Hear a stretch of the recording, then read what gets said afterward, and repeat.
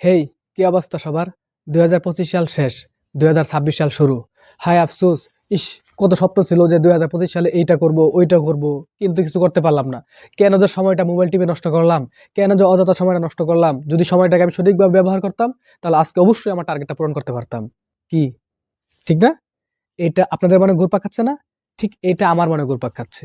এইটাই। আসল কথা কি জানেন?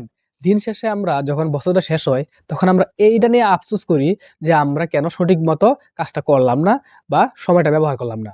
আমরা আফসোস এই জন্য করি না যে আমার কাজ করার জন্য কোনো অস্ত্র ছিল না, হাতিয়ার ছিল না, আমি করতে পারিনি। এটা না কিন্তু।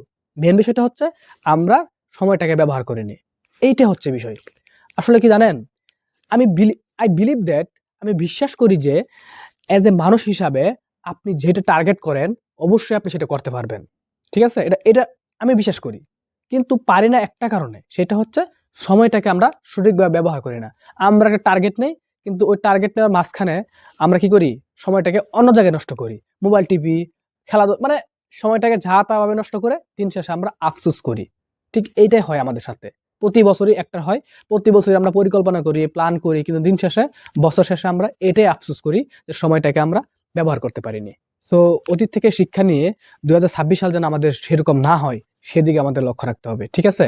আমি বিশ্বাস করি আপনি যে স্বপ্নটা দেখছেন এবং ২০২৬ সালে সেটা পূরণ করার কথা ভাবছেন, আমি আপনাকে একটা কথা বলব, আপনি জাস্ট কাজ করে যান।